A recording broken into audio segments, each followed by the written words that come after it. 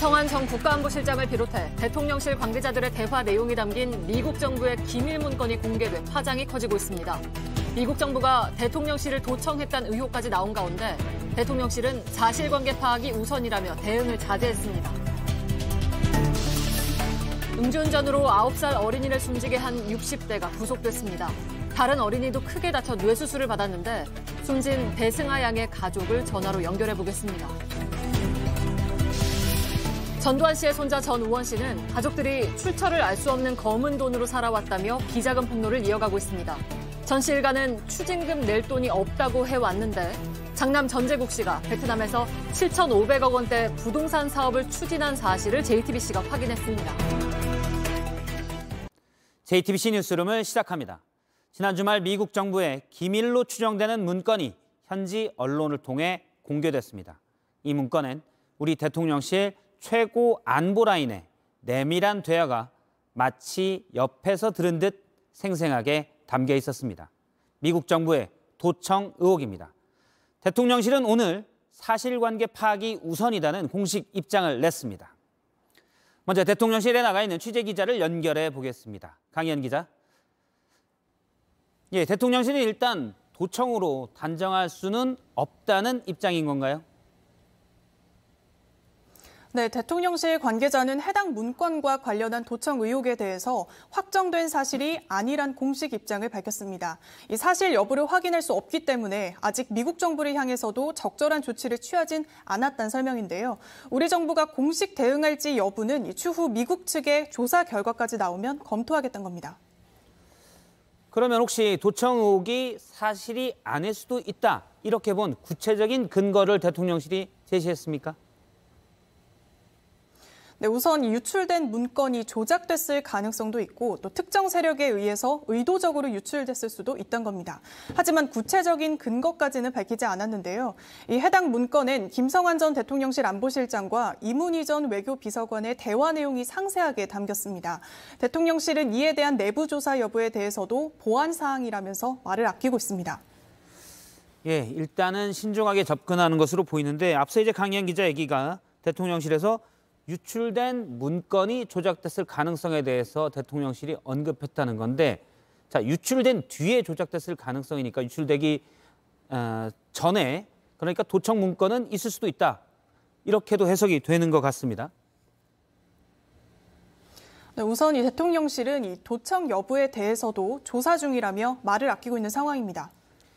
예, 일단은 좀 신중한 입장으로 보입니다. 배경이 있습니까? 네, 이달 말 윤 대통령의 이 미국 국빈 방문을 앞두고 있기 때문에 이 대통령실은 예민하게 이번 사안을 접근하는 모습입니다. 이 한 대통령실 관계자는 과장 왜곡으로 한미동맹을 흔들려는 세력이 있다면 이 많은 국민의 저항을 받을 거라고 말하기도 했습니다. 이 강한 메시지를 통해서 파장이 더 커지는 걸 경계하려는 의도로 풀이되는데요. 다만 대통령실 내부를 취재해보면 이 당혹스럽다는 기류도 분명히 읽힙니다. 이 대통령실은 윤 대통령까지 포함해 광범위한 도청도 이뤄졌을 가능성을 염두에 두고 이 대통령실 내부 보안 점검을 벌일지 검토하고 있습니다. 예, 일부에서는 대통령실을 용산으로 이전하면서 보안이 취약해졌다, 이런 지적도 나오는데 이에 대한 대통령실 입장도 나왔습니까? 네, 우선 지난해 취임 직후부터 이 대통령실 이전 공사로 청사 보안이 약해질 수 있다는 우려가 이 여야 양쪽에서 나왔습니다. 이 대통령실 관계자는 청사의 보안 문제는 이전에 올 때부터 완벽하게 준비했다면서 이 국가안전보장회의, 즉 NSC의 보안이나 안전은 용산 집무실이 청와대보다 더 탄탄하다고 주장하고 있습니다. 예, 용산에서 강희연 기자였습니다. 대통령실은 사실관계 파악이 먼저다라고 했는데 그럼 바로 미국의 입장을 보겠습니다. 워싱턴 연결합니다. 김필기 특파원, 일단 미국이 해명할 부분이 있는 것 같습니다. 우리 정부의 이 문건에 대해서 설명했습니까? 예, 아직 우리 대사관 쪽으로 그런 접촉은 없는 걸로 파악이 됩니다. 다만 미 국방부는 현지 시간으로 주말이었는데도 이 성명을 내고 이 문건이 안보와 동맹에 미칠 영향을 평가하고 있다. 또 법무부에 유출 경위 조사를 의뢰했다며 진상 파악에 우선순위를 뒀습니다. 하지만 사진으로 보셨듯이 바닥에 아무렇게나 놓고 급하게 촬영한 뒤에 온라인 게임 채팅방에 올려놨던 터라 유출자를 찾기는 쉽지 않아 보이는 상황입니다. 예, 김 특파원. 미국이 해명보다는 유출 경위 파악이 먼저다. 그런 입장으로 보이는데 그럼 문건이 미국 정부에서 만들어진 건 맞다. 이런 얘기 아닌가요? 일단 한국 관련 부분의 앞머리, 그 문서의 앞머리를 보면요. TS, 톱 시크릿, 그러니까 극비라는 코드가 적혀 있고 또 뒤에는 SI, 그러니까 신호정보, 즉 감청 등을 통한 정보라는 표시가 있는데 실제 미 정보기관에서 쓰는 형식입니다. CNN은 정부 관료를 통해서 진짜 문서로 보인다고 보도를 했고요. 또 국방부 역시 민감하고 극비인 내용이 포함된 걸로 보인다고 인정을 했습니다. 예, 일단 우리 정부는 사실관계 파악이 먼저라고 했는데 미국 분위기를 보면 사실상 도청 문건이 유출됐다. 이렇게 보는 게 맞는 것 같습니다. 미국이 동맹국 정상이나 또 동맹국의 정부기관을 도청했던 게 이번이 처음이 아니죠. 예, 10여 년 전이었죠. 전직 정보요원 에드워드 스노든의 폭로로 미 정보기관이 한국과 독일 등 동맹의 기관과 정상을 도감청한 의혹이 드러났습니다. 당시 특별한 조처 없이 흐지부지 넘어갔는데 2년 전 스노든은 당시 부통령이던 바이든 대통령이 이에 대해 해명을 해야 한다고 촉구하기도 했습니다.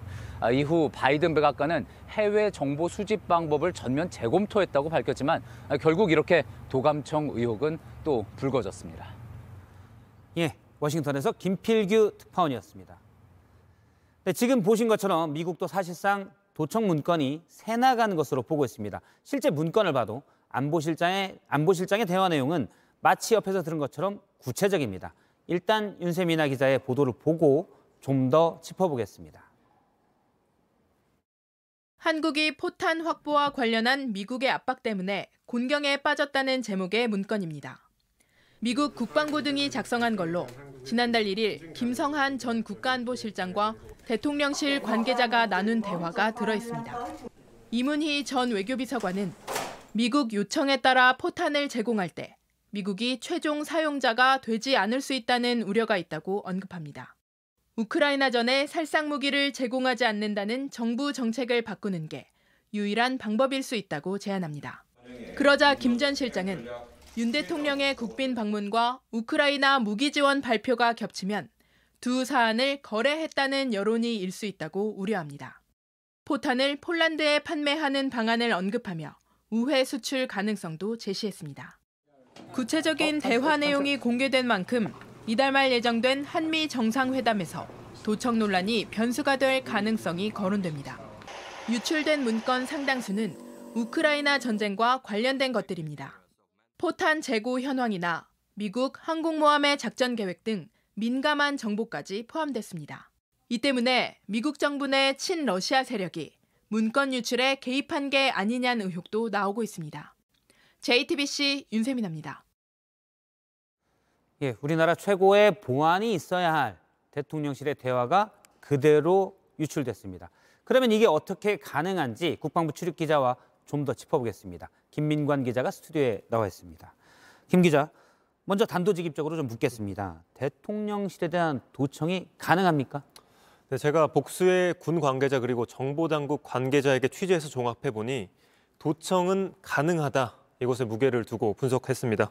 예. 크게 세 가지 가능성을 설명했는데 먼저 김성한 전 안보실장 등의 대화 내용을 방안에서 직접 도청했을 가능성, 그리고 두 번째로 통화 내용을 도청했을 가능성, 마지막으로 텔레그램 등 메신저를 해킹했을 가능성, 이렇게 세 가지 시나리오를 설명했습니다. 예. 만약 대화를 직접 들었다면 대통령실 안에 도청 장치가 설치되어 있다, 이런 분석이 나오는 건데 일단 대통령실은 상시적으로 보안 점검을 실시하고 있고 이 도청 방지 장치도 갖추고 있다, 이렇게 설명했습니다. 일단 대화를 직접 들었을 가능성부터 짚어보도록 하죠. 지금 말을 들으면 도청 장치, 그러니까 우리가 보던 테이블 밑에 도청 장치, 이런 거는 아닐 거라는 거죠. 점검을 하니까. 그런데 특수 장비를 통해서 밖에서도 회의실을 도청할 수도 있다, 이런 얘기도 있던데요. 네, 그렇습니다. 영화에서 자주 나오는 방식이죠. 예. 이 바깥에서, 건물 바깥에서 첨단 도청 장치를 이용해서 음성 신호를 잡아내는 방식인데요. 네, 이 같은 주파수 지적 차이로 음성을 분석하는 건가요? 그렇습니다. 예. 이 같은 건 물리적 거리에 상당히 큰 영향을 받게 되는데 이 대통령실이 청와대에서 용산으로 이전하면서 미군 기지 바로 옆에 붙어 있지 않습니까? 때문에 미군 기지에서 도청이 가능한 것 아니냐 이런 지적은 계속해서 제기돼 왔습니다. 예. 실제로 국회 국방위원으로 활동했던 이 김종대 전 의원은 이 미군 기지 안에 정보분석센터가 있기 때문에 이곳에서 도청이 이루어졌을 가능성이 있다. 이런 주장을 내놨습니다. 일단 가능성에 대해서 김 의원이 주장한 거고요. 이에 대한 대통령실의 입장은 뭔가요? 네, 대통령실은 용산이 보안에 더 취약한 것 아니냐 이런 지적에 대해서 예. 오히려 청와대보다 보안과 안전이 더 탄탄해졌다. 이런 설명을 내놨습니다. 예. 다만 구체적인 근거를 제시하진 않았습니다. 일단 용산 이전 때문에 취약하다는 주장에 대해서는 그런 건 아니다라는 입장이고요. 지금까지 검토한 건 회의실 같은 데서 그냥 도청을 한 거고 전화를 도청한다. 그런 건 어떻게 이루어지는 겁니까? 일단 우선 대통령실 근무자들은 이 도청 방지 장치가 달린 비화폰을 사용하는 게 일반적입니다. 때문에 김 전 안보실장 등이 비화폰을 사용하지 않아서 통화 내용이 그대로 유출된 것 아니냐 이런 분석도 나오고 있는데요. 하지만 이 전문가들 취재를 종합해 보면 설사 비화폰을 사용했다 하더라도 도청은 가능하다 이런 의견을 공통적으로 내놨습니다. 그건 어떻게 가능한 겁니까? 네, 일단 미 국방부 산하에 있는 이 NSA, 이 국가안보국은 에셜론이라는 종합정보 분석 시스템을 운영하고 있는 것으로 에셜론이요? 예, 알려져 있습니다.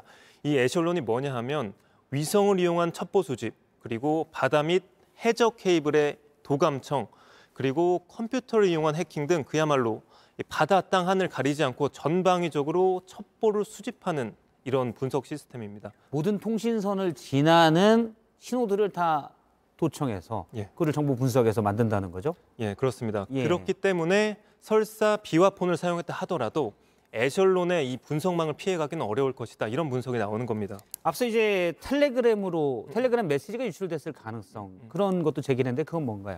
이 정보당국 관계자의 분석인데 이 대화 유출된 내용에 집중해야 된다. 이런 분석을 내놨습니다. 이 보시면 대화 내용 자체가 상당히 다듬어져 있습니다. 때문에 두 사람이 그대로 대화를 나눈 내용이기보다는 메신저, 말 그대로 이 텔레그램이나 카카오톡 같은 메신저를 통해서 유출됐을 가능성이 있다. 이런 분석을 내놓은 겁니다. 하지만 마찬가지로 메신저를 사용했다 하더라도 그리고 비화폰을 사용했다 하더라도 에셜론의 이 정보 분석 영역을 피해가기는 어려울 것이다. 이런 분석이 지배적입니다. 미국이 어떤 수를 써서든 도청했을 가능성이 있으니 사실은 잘 방어하고 조심하는 게 중요했겠죠.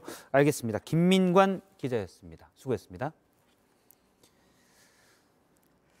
술에 취해 운전을 하다가 인도를 걷고 있던 9살 배승아 양을 숨지게 한 60대가 구속됐습니다. 전직 공무원인 이 운전자는 사고를 피하려 노력했다고 항변했습니다. 강버들 기자입니다. 유가족분께 죄송하다는 말씀 거듭 드립니다. 사과하던 남성은 불리한 질문에는 목소리를 높였습니다. 자숙하는 걸로 보이던데요. 아니요, 안 치려고 노력하고 있습니다. 안 치려고 노력했습니다. 지켜보던 시민들의 원성이 터져 나옵니다. 대전 어린이 보호구역에서 음주운전 사고를 내고 영장 실질 심사를 받으러 가는 전 충남도청 공무원입니다. 지난 토요일 이 남성이 모는 차가 중앙선을 넘어 인도로 돌진했습니다. 초등학생 4명을 덮쳐 배승아 양이 숨졌습니다. 나머지 3명은 다쳤는데 그중 하나는 머리 수술을 받았습니다. 남성의 혈중 알코올 농도는 0.108%, 만취 상태였습니다. 법원은 도망칠 우려가 있다며 구속영장을 발부했습니다. 승아 양이 떠난 자리엔 반복되는 스쿨존 음주운전 사고에 분노하는 메시지가 놓였습니다. 이렇게 애가 셋이 있거든요. 여기 이제 학교를 이쪽 다닐 거고 이 똑같은 길을 걸어갈 건데 위에서는 좀 아프지 않았으면 좋겠고. 승아 양의 발의는 내일 오전 진행됩니다. JTBC 강버들입니다. 네, 가수도 배우도 하고 싶어 했던 꿈 많았던 배승아 양의 사고 소식이 전해지면서 많은 분들이 함께 마음 아파하고 있습니다. 배승아 양의 친오빠를 전화로 연결해서 이야기 들어보겠습니다. 자, 나와 계시죠? 네, 여보세요? 네, 우선 그 어려운 상황에 이렇게 인터뷰에 응해주셔서 고맙다는 말씀부터 드리겠습니다. 승아 양의 모습이 담긴 영상과 사진들을 보내주셨습니다. 아마 지금 화면에 저희가 보내드릴 텐데요. 네, 이렇게 이름과 또 얼굴을 공개하기까지 그 가족분들 입장에서는 매우 어려운 결정을 하신 것 같은데 특별한 좀 이유가 있을까요? 예, 저희 제2의 승하 같은 일이 벌어지지 않도록 이제 전 국민이나 이제 전체적으로 승하를 가슴에 새겨서 이제 향후 내일부터서라도 진짜 음주운전 처벌이든 법 제정이든 이제 좀 관련 변화가 있었으면은 했으면 목표로 이제 이렇게 결정을 하게 되었습니다.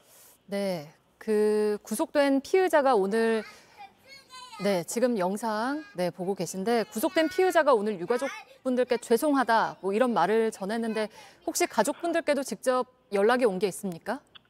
아닙니다. 그냥 전혀 관련 가족들이나 관련 변호사들이나 아무도 전락조차도 없었습니다. 네, 뭐 사과를 했다거나 이런 것도 전혀 없는 상황인 건데 네, 맞습니다. 안 치려고 노력했다 이렇게 피해자가 말한 것도 혹시 뉴스를 통해서 접하셨습니까?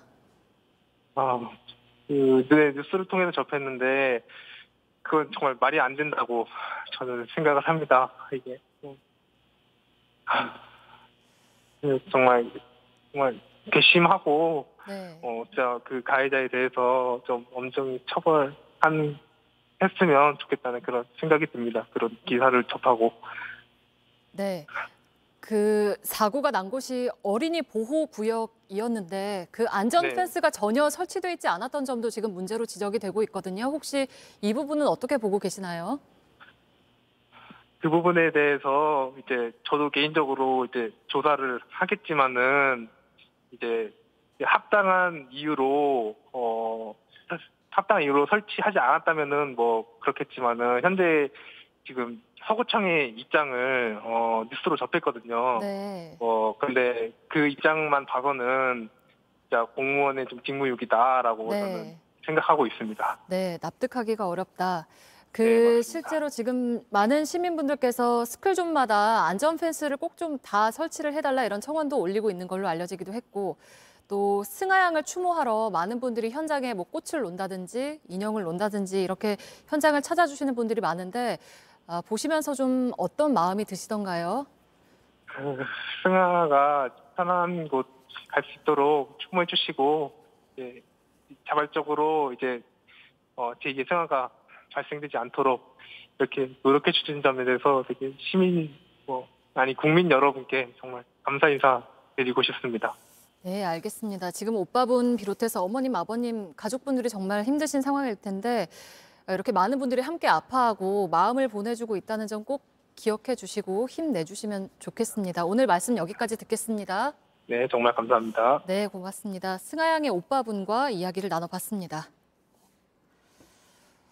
자, 그런가 하면 어제 오후에는 배달 오토바이를 몰던 50대가 음주운전 차량에 치여서 숨졌습니다. 떡볶이를 배달하던 세 아이의 아빠였습니다. 이은진 기자입니다. 인도 위엔 다 부서져 나간 오토바이가 서 있습니다. 길가 울타리가 뽑혔고 보도블럭은 부서졌습니다. 길 위엔 사고 자국이 그대로 남았습니다. 사고가 난 건 어제 오후 역주행하던 SUV 차량이 오토바이를 들이받습니다. 오토바이 운전자가 튕겨나가고 인도로 돌진한 차량은 담벼락에 부딪힌 뒤에야 멈춥니다. 충격으로 차체가 반쯤 뒤집혔다 겨우 균형을 잡습니다. 오토바이를 몰던 50대 남성은 병원에 도착한 직후 숨졌습니다. 새 아이 아빠였습니다. 아내와 함께 분식점에서 떡볶이를 팔았습니다. 배달 나갔다 돌아오는 길에 사고를 당했습니다. 살아있어도 되는데 못 움직여도 되는데 가만히만 나 어떡하라고 그러지. 30대 가해자는 혈중 알코올 농도는 0.037%, 면허 정지 수준이었습니다. 술이 좀 덜 깬 것 같다, 그렇게 나올 줄 몰랐다라는 반응인 거죠? 유족은 분노했습니다. 술 먹고는 절대 핸들을 안 잡아야 된다는 우리 음주 문화가 잘못되었다는 걸 각인시켜줬으면 합니다. 한순간 음주운전 때문에 새 아이 아빠는 집으로 돌아가지 못합니다. JTBC 이은진입니다.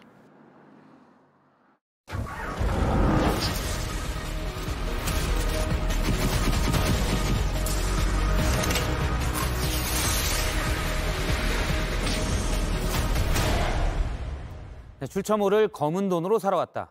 최근 전두환 씨 손자 전우원 씨가 한 말입니다. 그러나 검은 돈이 대체 얼마인지 또 어디에 있는지는 밝혀진 적이 없습니다. 전두환 씨 가족이 안 낸 추징금도 아직 900억 원 넘게 남았는데 말이죠. 그런데 JTBC가 전 씨의 장남 전재국 씨가 해외에서 7,500억 원대 부동산 사업을 추진한 사실을 확인했습니다. 이 대형 사업을 무슨 돈으로 할애했는지 먼저 정혜성 기자입니다. 전두환 씨가 집권한 기간 기업과 단체에서 거둬들인 돈은 확인된 것만 9,500억 원입니다. 비자금 전체 규모는 가늠할 수 없습니다.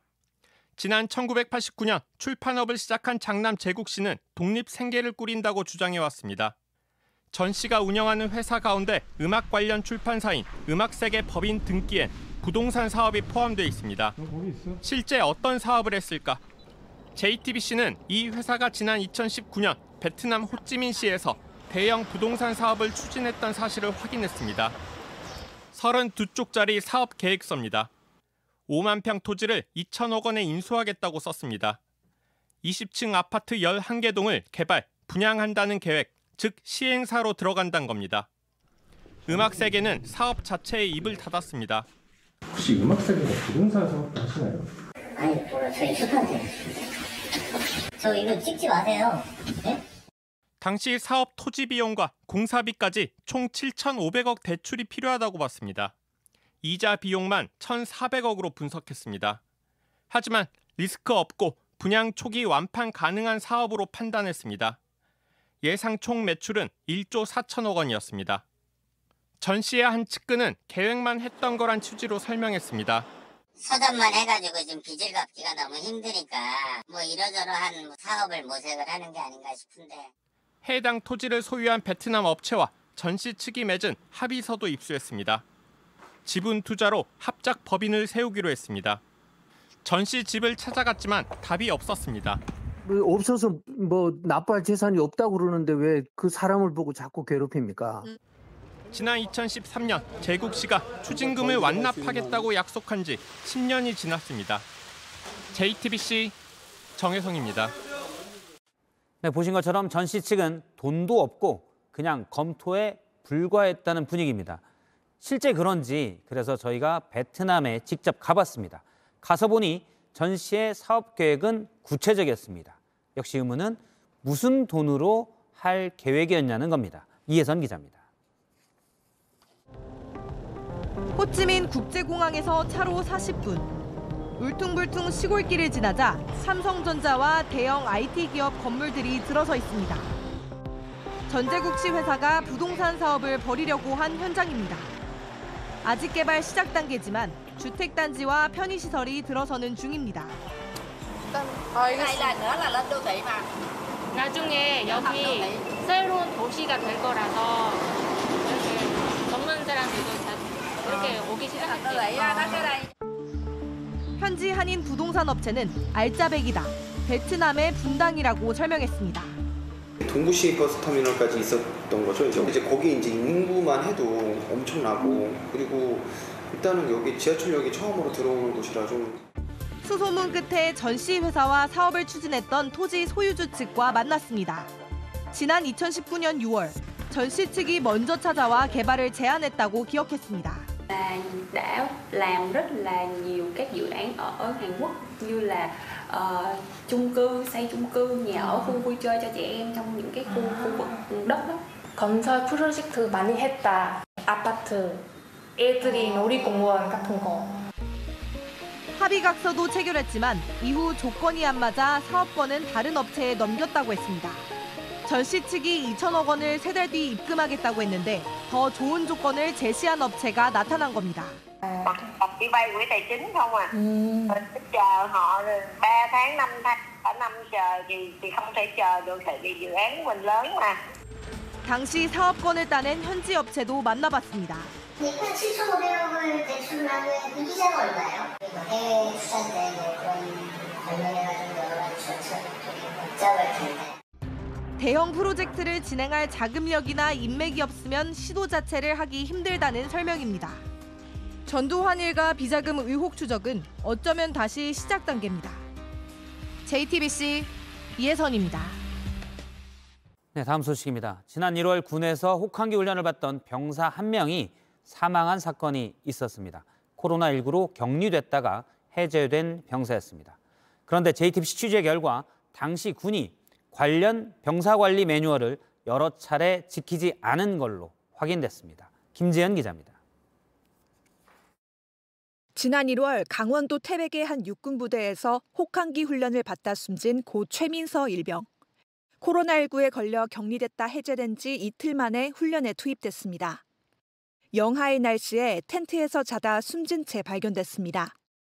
군 수사 결과 해당 부대는 병사관리 매뉴얼 중 4가지나 지키지 않거나 점검에 소홀했던 것으로 확인됐습니다.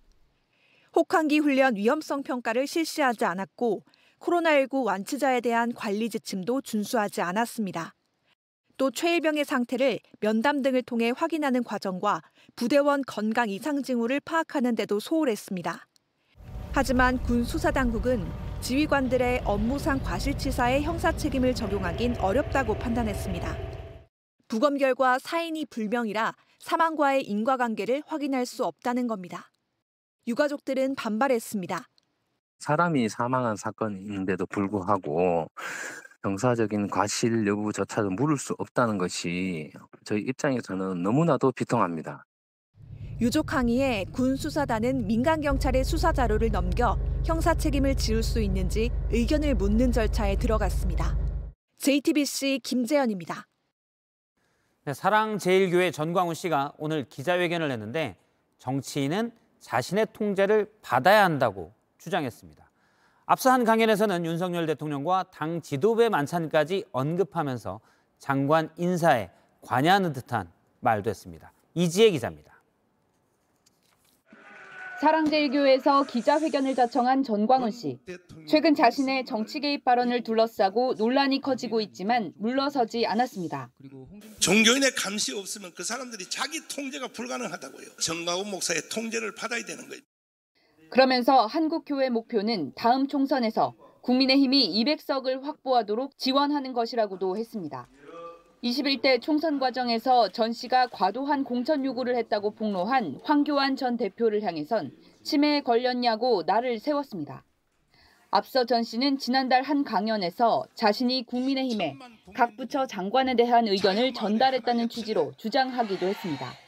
얼마 전에 당 지도부를 불러서 윤석열 대통령이 만찬하면서 장관들 중에 누가 못하는지 다 가르쳐주세요. 내가 다 가르쳐드렸어. 전 씨가 거침없는 발언을 이어가고 있지만 국민의힘 지도부는 전 씨에 대해 명확한 입장을 밝히지 않고 있습니다. 오늘 최고위원회의에서 장해찬 청년 최고위원이 국민의힘에 영향을 끼치는 것처럼 왜곡하는 발언을 용납하지 않겠다고 말했지만 김기현 대표는 전 씨에 대해 나중에 이야기하겠다면서 말을 아꼈습니다. JTBC 이지혜입니다. 오늘이 4월 10일, 다음 총선이 꼭 1년 남았습니다. 내년 총선의 변수로는 국민의힘은 이른바 검사공천, 더불어민주당은 이재명 대표의 사법 리스크가 꼽히고 있죠. 일단 양쪽의 입장을 들어보겠습니다. 검사공천이라는 이 어떠냐 하면서 시중에 떠도는 괴담은 근거 없는 것임을 분명히 밝혀드립니다. 그 발은 신작 소설을 시작하는 모양인데. 네, 하지만 민심은 양쪽 모두에게 그리 호의적이지 않습니다. 여야 지지율은 둘 다 낮은 수준에서 초박빙, 지지 정당이 없는 무당층과 비슷한 수준입니다. 눈에 띄는 점은 20대는 절반 이상이 아예 지지 정당이 없다는 겁니다. 최근 20대는 근로시간 개편, 또 한일 관계 등에서 목소리를 내곤 했죠. 뉴스룸은 내년 총선의 최대 변수로 꼽히는 20대의 표심을 집중 분석했습니다. 먼저 배양진 기자입니다. 학생들이 아침부터 줄을 섰습니다. 대학교 천원의 아침밥 현장입니다. 사사 건건 대립하던 여야가 이 정책에 대해서만큼은 우리가 먼저 확대하자고 했다. 서로 생색내기를 하고 있죠. 그 이유, 이 숫자를 보면 짐작할 수 있습니다. 무당층만 51%, 그러니까 약 650만 명의 20대, 소위 젠지 세대 유권자들은 여당도 야당도 아닌 무당층이 과반에 달하는 겁니다. 지지하지 않는 정당 비율이 가장 높은 세대긴 하지만 그렇다고 정치에 관심까지 없는 건 아닙니다. 지난 대선 20대 남성, 소위 2대남의 이탈과 복귀에 윤석열 당시 후보의 지지율이 출렁였죠. 이재명 당시 후보는 반대로 20대 여성, 2대녀의 결집으로 막판 추격에 나섰었습니다. 그러니까 정치적인 판단에 따라 언제든 모이고 또 떠날 수도 있는 스윙보터 집단, 이들이 바로 젠지 세대 유권자들인 겁니다. 그렇다면 양 당이 앞다퉈 내놓고 있는 이 천원의 아침밥 같은 청년 복지 정책의 효과는 어떨까요? 큰 반향은 없어 보입니다. 20대 양당 지지율은 20%대입니다. 모든 연령을 통틀어서 가장 낮은 수준입니다. 정부가 추진하고 있는 정책들도 마찬가지입니다. 노동시간 개편부터 한일 관계 정상화까지 이 굵직한 정책들을 내놓을 때마다 미래 세대를 위한 거란 설명이 빠지지 않았습니다. 하지만 20대 대통령 지지율 한 달 전에는 24%였지만 지난주에는 16%에 불과합니다. 미래 세대를 위한 거라고 했던 정책이 오히려 역효과를 내는 것 아니냐, 이런 해석이 나오죠. 정치권이 청년 세대와의 소통은 없이 그저 정책 포장지로만 삼고 있는 게 아니냐. 저희가 만나본 젠지 세대 유권자들의 이야기입니다. JTBC 배양준입니다. 내년에 생애 첫 투표를 하는 막내 유권자들이 한자리에 모여 내년 총선에 바라는 점을 얘기했습니다. 이 자리에는 젊은 여야 정치인들도 신분을 가린 채 참여했는데 거침없는 쓴소리를 들어야 했습니다. 하예빈 기자가 전합니다. 안녕하세요. 저는 고등학교 2학년이고 상암고등학교 3학년 재학 중인 04년생이고 올해 대학교 1학년. 저는 30대 비정규직 직장인이고요. 네. 저는 서은아니입니다. 네, 저도 30대 직장인 최재민입니다. 20대 유권자, 이른바 젠지 세대는 뭐가 다른지부터 물었습니다. 추구하는 가치 같은 거를 더 따라가는 면도 있고 그거에 대해서는 돈이든 시간이든 아끼지 않는? 불편한 친구들, 그러니까 자기가 원하는 건 정확히 얘기하고 하기 싫은 건 절대 하지 않는? 하지만 이런 이미지는 현실과 다소 다르다고 했습니다. SNS는 남이 올린 거 쉽게 또 접할 수 있기 때문에 위축된 거가 회복할 시간 없이 나는 이게 안 되는데 쟤는 저렇게 사는구나. 막상 미래 세대를 위해 내놨다는 정책은 이들의 마음을 움직이지 못했습니다. 천원 학식이라는 거는 솔직히 말해서 우리한테는 학식이지 70, 80대 노인분들한테는 뭐 밥 지원하는 거랑 어쨌든 똑같은 맥락인데 저희만을 위한 정책들이 좀 있었으면 좋을 것 같아요. 69시간씩 허용을 했을 때 정말 2주 딱 일하고 한 달 제주도 여행, 이게 회사를 안 다니는 제가 느끼기에도 말이 안 되는 것 같은데. 정책 불만족은 정치 전반에 대한 냉소로 이어졌습니다. 국민의힘 알죠? 그 대통령 계신 당 아닌가요? 민주당은 어때? 이재명이다. 진짜 그거밖에 없는 것 같아요. 자기들끼리 이야기하고 자기들끼리 결정내는 그런 어려운 일로만 느껴지거든요. 그래도 내년 총선의 선택 기준은 분명했습니다. 동기부여랑 희망이 있는 삶을 살 수 있는 그런 정책을 내주는 정치인이면 정치를 좀 즐길 수 있는 편한 세상을 만들 수 있는 그런 분이 되셨으면 좋겠어요. 인터뷰를 마치기 직전 정치인들은 실제 신분을 공개하고 솔직한 속내를 털어놨습니다. 국민의힘 최재민이라고 합니다. 감사합니다. 네. 안녕하세요. 정말 직장인이신 줄 알았어요. 너무 대차게 말을 하고 다녀가.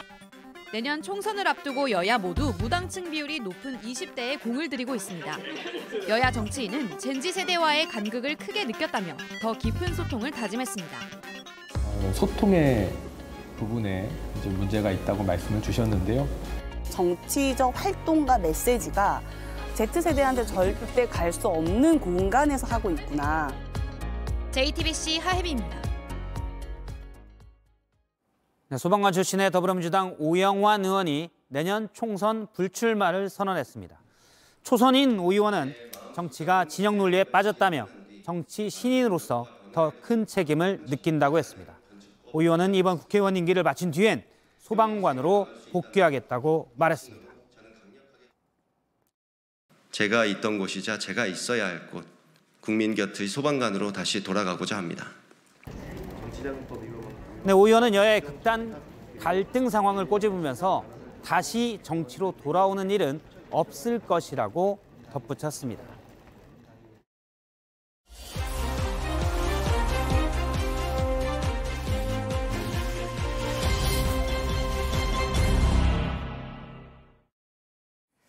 네, 오늘 밀착 카메라는 지리산 국립공원 근처에서 수십 년 된 나무 수천 그루가 잘려나가고 있는 현장에 다녀왔습니다.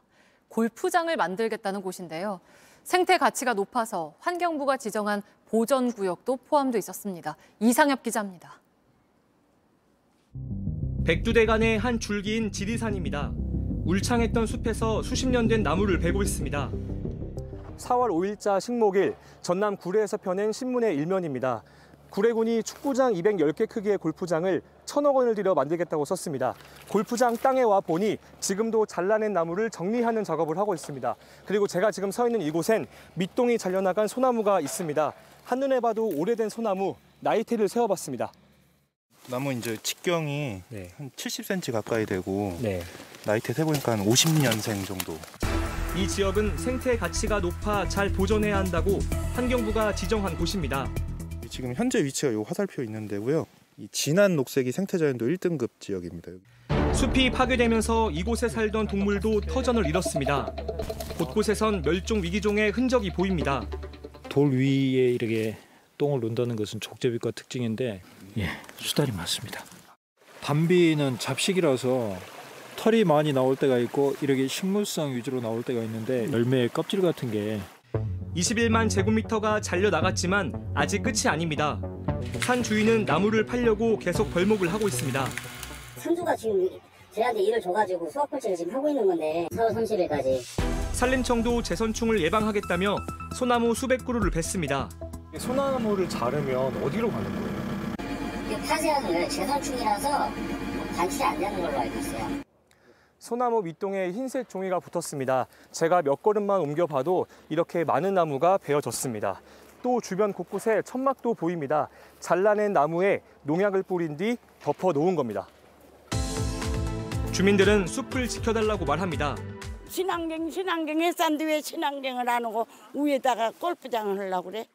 지자체는 법적 문제가 없고 골프장이 인허가를 받으려면 환경영향평가도 거쳐야 한다는 입장입니다. 수입을 위해서 이제 하셨거든요. 다 친환경 벌채 조건에 맞춰서 들어오신 거라. 환경부는 나무가 잘려나가는데도 할 수 있는 게 없다는 입장입니다. 개별 인허가 과정에서 어떻게 다룰지를 자연환경법에서 다 정할 수는 없고요. 생태자한테 작성만 이제 맡고 있습니다. 이곳은 생태적인 가치가 높아 잘 보존해야 하는 1등급 숲입니다. 골프장을 짓겠다는 지자체, 재선충병을 막겠다는 산림청, 지도만 만든다는 환경부. 그래서 숲은 지금 어떤 모습입니까? 밀착 카메라 이상엽입니다. 미국에서 마약을 팔던 교민이 필로폰과 권총, 실탄을 국내에 몰래 들여온 혐의로 재판에 넘겨졌습니다. 마약과 총기를 동시에 밀수했다 적발된 건 이번이 처음입니다. 김지성 기자입니다. 49살 장모 씨가 검찰 수사관들에게 선반 위에 상자를 내려서 보여줍니다. 다른 데는 아무 지적도 없습니다. 제가 솔직하게 말씀드리는 거예요. 열어보니 비닐로 쌓인 필로폰 뭉치가 나옵니다. 실제 권총과 실탄 50발, 모의 권총 6 정도 집에서 발견됐습니다. 미국에서 마약을 팔던 장 씨가 지난해 우리나라에 오면서 몰래 가지고 온 겁니다. 국내 최초로 총기류까지 밀수한 마약 사범을 적발하고 장 씨가 미국에서 이삿짐으로 보낸 탁자입니다. 이 탁자 밑에 필로폰 3.2kg을 숨겨서 들여왔습니다. 시가 8억 원어치고 10만 명이 한꺼번에 투약할 수 있는 양입니다. 총기들은 공구함에 담아 가지고 왔습니다. 장 씨는 친구가 몰래 필로폰을 숨겨놨다고 주장했지만 국내에서 마약을 거래할 대상을 알아본 데다 자신도 투약을 했던 것으로 조사됐습니다. 총기도 취미로 수집했다고 했지만 검찰은 정확한 밀수 목적을 확인하고 있습니다. 마약 범죄가 심각해지자 정부는 검찰과 경찰, 관세청을 중심으로 840명 규모의 특별수사본부를 꾸렸습니다. JTBC 김지성입니다. 학원가에 뿌려진 마약 음료 사건은 국내에서 범행을 벌인 사람들이 대부분 검거되면서 구체적인 윤곽도 드러났습니다. 하지만 마약 음료를 만들라고 지시하고 또 주도한 공범 3명이 모두 중국에 있어서 경찰이 신원을 특정했어도 실제 수사 공조가 이루어지기까지는 어려움이 예상됩니다. 송승환 기자입니다. 경찰이 파악한 공범 3명은 모두 중국에 있습니다. 마약 음료를 만들라고 지시하며 라벨을 붙인 빈병과 전단지 등을 보낸 20대 한국인 이모 씨, 이에 가담한 30대 중국 동포 박모 씨, 그리고 32살 중국인 마약 공급책 A 씨입니다. 이 씨의 지시를 받은 길모 씨는 마약 음료를 만들어 100병에 나눠 담았는데 이 가운데 18병만 실제로 학생들에게 전달됐고 나머지는 윗선의 지시로 폐기되거나 경찰에 압수됐습니다. 이 씨는 음료를 마신 학생들의 가정에 전화와 메신저 등으로 많게는 1억 원의 돈을 요구하며 협박했습니다. 이 씨와 길 씨 그리고 음료를 배포한 아르바이트생 중 1명은 모두 보이스피싱 범죄에 가담한 전력이 있는 걸로 조사됐습니다. 피해자들에게 하실 말씀 없습니까? 경찰은 이 씨의 여권을 무효화하고 인터폴에 적색 수배를 요청하는 등 강제 송환하겠다는 방침입니다. 하지만 중국 국적의 2명에 대해서는 입국 시 통보 조치 외에 사실상 강제 수사가 쉽지 않습니다. 경찰은 이들의 배후에 더 큰 보이스피싱 조직이 있을 가능성을 두고 중국 공안 당국에 공조를 요청했습니다. JTBC 송승환입니다. 40대 여성이 납치돼 숨진 사건과 연결돼 있는 피코인 관련해서 코인을 받은 걸로 의심되는 명단을 저희가 보도해드린 바 있습니다. 25만 개의 피코인이 입금된 한 공무원의 코인 지갑을 확인해 보니 이번 사건이 불거진 직후 전액 출금돼 있는 걸로 나타났습니다. 김한수 기자가 취재했습니다. 피코인 재단 내부에서 발견된 코인 영수증입니다. 2021년 7월 4급 공무원 A씨에게 입금했다고 돼 있습니다. 당시 A씨는 행안부의 미세먼지 담당 조직의 임원으로 관련 내부 문서 등을 피코인 재단 측에 보내기도 했습니다. A씨의 코인 지갑 잔고를 조회해봤습니다. 영수증과 같은 날짜에 15만 개와 이보다 앞서 피코인 10만 개가 더 입금돼 있었습니다. 그런데 지난 5일 전액 인출됐습니다. 강남 납치 살인 사건이 벌어진 뒤 피코인이 주목받은 때입니다. 지난주 코인을 받은 일이 없다던 A씨와 자문료로 준 것이라던 피코인 재단 측은 JTBC의 추가 취재에 응하지 않고 있습니다. 여기 언제부터 비어 있었어요? 지난주. 경찰은 JTBC가 보도한 리스트와 관련해 대가성 여부 등을 수사하고 있습니다. JTBC 김한수입니다. 국립배임 제주대학교에서 일하는 한국어 강사 20여 명이 집단으로 해고될 위기에 놓였습니다. 학교 측이 초과 근무 수당을 요구하지 않는 조건으로 계약서를 새로 쓰라고 하면서 거부하면 강의를 안 주겠다고 한 겁니다. 한민정 기자입니다. 4년 전부터 제주대에서 한국어 강사로 일한 김민정 씨는 이번 학기에는 강의실 대신 학교 정문에 홀로 서 있습니다. 지난 2월 학교는 이곳에서 일하는 강사들에게 새 계약서에 서명할 것을 요구했습니다. 원래 3만 원대 시급을 받았는데 여기서 6천 원 정도를 기존에 없던 항목인 수당으로 쪼개놨습니다. 월급은 똑같은데 일부를 수당으로 받는 셈입니다. 강의 외 근무에 대한 수당 문제를 사실상 제기할 수 없게 계약서를 만든 겁니다. 서명을 거부하자 학교는 해고를 하겠다는 취지의 이야기를 꺼냈습니다. 못하시겠다고 하시는 부분이 있으시면 저희는 지원자를 공개 채용으로 하겠습니다. 해당 강사들은 계약서상 일주일에 15시간 미만 일하는 초단기 노동자입니다. 주휴 수당이나 연차도 없고 기간제법 대상도 아니라 2년 넘게 일해도 정규직이 될 수 없습니다. 강사들은 수업 준비 시간이 필요해 계약보다 보통 2배 수준의 일을 한다고 말합니다. 하지만 일을 더 해도 월급은 똑같고 대부분 낮은 임금에 시달립니다. 일한 만큼 받으면 되거든요. 정당한 보수를 받아야 된다는 게 제 입장이라서. 일부를 제외하면 다른 대학의 강사들도 사정은 비슷합니다. 제주대 측은 강사들과 협의를 하고 있다며 계약 내용을 조율해보겠다고 밝혔습니다. JTBC 한민정입니다. 오늘 오후 서울 용산역 철도 정비창 부지 공사장에서 폭발물이 발견됐습니다. 공군부대 폭발물 처리반이 출동해 해체 작업을 벌였고 이 때문에 열차 운행이 6시 14분부터 10분 동안 중단됐습니다. 코레일 측은 작업 중 오래된 폭탄이 발견된 거라고 설명했습니다.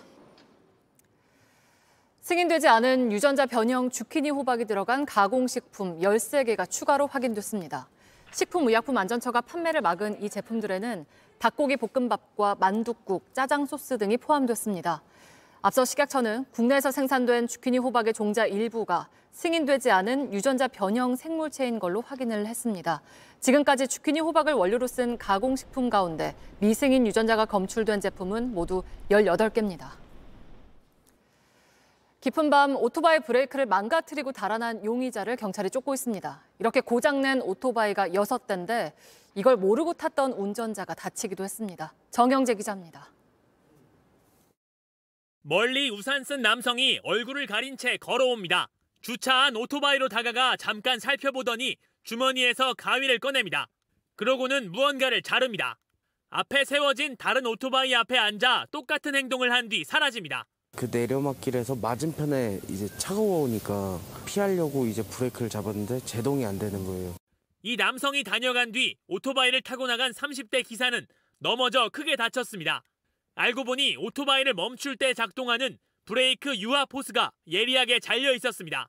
자칫 더 큰 사고로 이어질 뻔했습니다. 브레이크를 자른다는 거는 거의 살인이나 다름없는 거죠.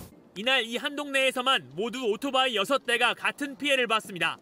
부근 지역 아파트와 배달업체 등 여러 곳에 있는 오토바이 브레이크가 똑같은 방법으로 훼손됐습니다. 범행 2시간 전 동네를 돌며 범행 대상을 찾는 남성 모습도 포착됐습니다. 경찰은 5일째 이 남성을 쫓고 있습니다. JTBC 정영재입니다.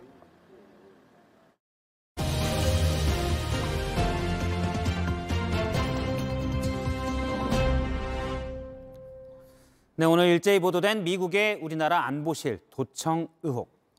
우리나라 안보의 컨트롤 타워인 안보실장의 대화가 고스란히 담겨 있었습니다. 그런데 우리의 대응이 좀 이상합니다.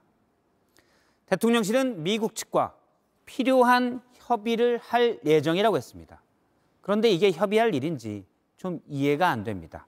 항의를 잘못 말한 것 아닌지.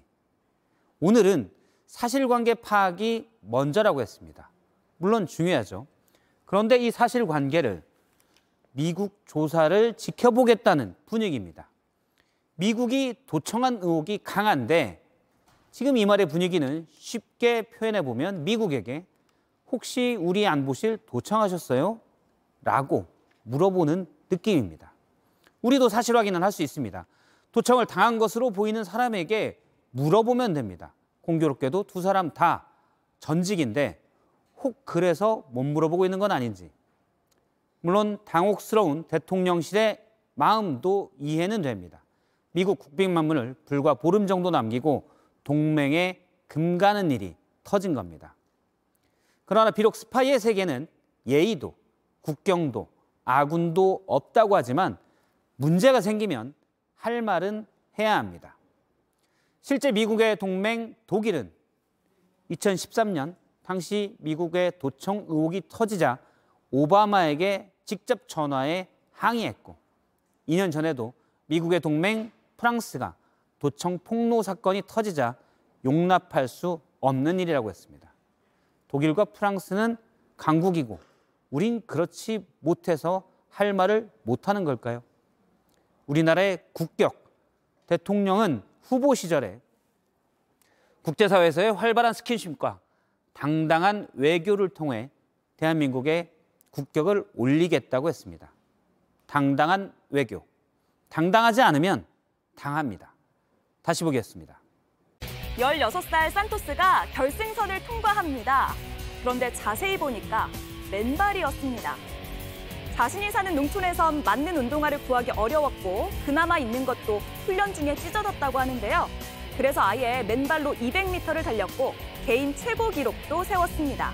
아쉽게도 결승 진출은 못했지만 맨발의 청춘, 그 패기가 정말 멋집니다. 기상센터입니다. 오늘 봄바람이 제법 불었는데요. 밤사이 바람의 강도가 더 세질 것으로 보입니다. 지금 우리나라는 남쪽에는 고기압, 또 북쪽에는 이렇게 저기압이 자리 잡은 남고북조의 기압 배치 속에서 서풍의 강도가 점점 더 세질 것으로 보입니다. 특히 강원 영동 지역은 양간지풍이 불면서 불이 나면 불길이 크게 번질 수 있어서 주의를 해야 합니다. 내일 새벽부터 전국에선 시속 70km가 넘는 이런 강풍이 몰아치는 곳도 있을 것으로 보이는데요. 시속 70km의 강풍이 불었던 딱 5년 전 4월 10일의 경우에는 서울 강서구에서 교회 첨탑이 무너져 내리는 사고가 발생하기도 했습니다. 강풍 피해를 줄일 수 있는 대처 방법 한번 알아보겠습니다. 자, 강풍이 불 때는 되도록 외출을 자제해야 하고요. 또 문과 창문을 닫고 창문은 강풍이 오기 전에 창틀에 고정을 시켜서 틈을 막는 게 좋습니다. 또 비닐하우스는 방풍벽이나 그물로 고정을 시켜야 하고 또 파도에 휩쓸릴 수가 있어서 해안도로나 바닷가 근처로는 나가지 않는 게 좋겠죠. 이어서 내일 날씨를 키워드로 알아보겠습니다. 내일은 전국에 짧고 요란한 비가 예상이 되는데요. 황사가 유입되면서 황사비가 내릴 가능성이 있습니다. 비의 양이 5에서 20mm로 적어서 동쪽 지역에 내려진 건조특보는 계속 유지될 가능성이 큽니다. 게다가 앞서 얘기했듯이 전국 곳곳에서 강풍이 예상돼서 주의를 하셔야겠습니다. 자, 내일 비는 오전에 중부지방과 전라북도에서 시작돼서 오후에는 전국에 가끔 내리다가 저녁에 대부분 그치겠습니다. 기온 보시겠습니다. 내일 아침 기온은 따뜻한 서풍의 영향으로 서울 12도, 부산 14도 등 오늘보다 5, 6도 높겠습니다. 하지만 낮 기온은 비구름의 햇빛을 가리면서 서울 17도 등 오늘보다 2, 3도 낮겠습니다. 바다 상황도 좋지 않겠는데요. 특히 동해에선 최고 5m까지 파도가 매우 거세게 일겠습니다. 네, 내일 비가 그친 뒤에는 아침 저녁으로 다시 쌀쌀해지겠고 또 금요일과 토요일 사이에는 전국에 또다시 비가 오겠습니다. 지금까지 기상센터였습니다. 네, 유튜브로 뉴스룸 D가 이어집니다. 오늘은 박원석, 장성철 두 분과 또 국민의힘 윤희석 대변인도 함께합니다. 네, 오늘 준비한 뉴스룸은 여기까지입니다. 시청해 주신 여러분 고맙습니다.